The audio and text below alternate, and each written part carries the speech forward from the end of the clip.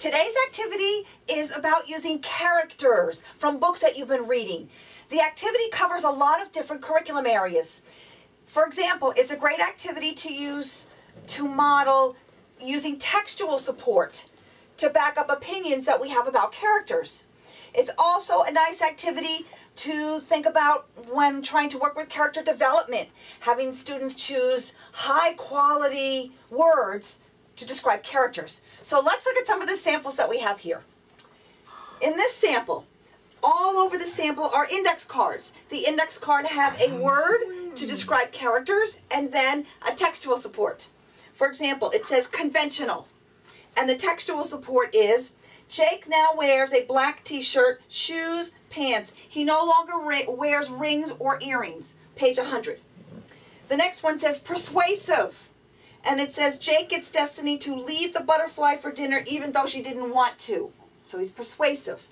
Here's another example. This character is uncooperative. And on the back it says, here's the quote, Lily comes back to a private discussion after she has been asked to leave. So she is uncooperative. Another example is she's joyful. The textual support is, on page 20, Lily said, oh look, and she squealed in delight as she saw Gabriel. So a lot of this also is going to help you work with inferencing, because it doesn't say she is uncooperative, she is joyful. Students have to figure that out. They have to draw a conclusion, make an inference based on what was said and what was done. Here's another example of a character.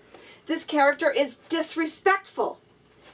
John started to yell at the hotel owner when he wanted to just talk to John. Shows he was disrespectful. One more sample, he's stubborn. It said, John showed that he was stubborn when he did not listen to the helpful advice that he got from the man. That was in chapter 4.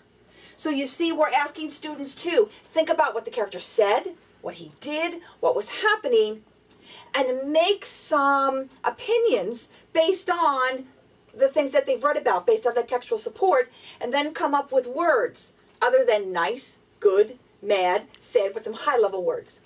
Our last example, this shows how a character has changed from the beginning of the book to the end of the book. So if we look at the differences between both sides of the characters, what you'll notice is the way the character is dressed. Here it says that the clothes came from a trunk full of clothes that were given to the poor. Here it says that she's wearing a light blue silk dress with boots. Notice here she has no shoes. Notice her hands.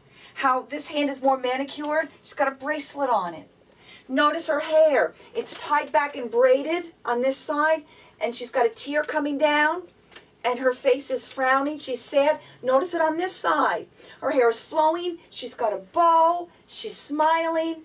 So you can use this to show how characters change from beginning of the book to the end of the book.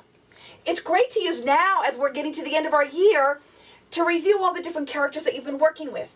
So you could have students break into groups, and each group would pick a different character from a different book that you've read and create their own. Then you'd have a couple of things or a couple of portraits for students to share. You could also use this as a center.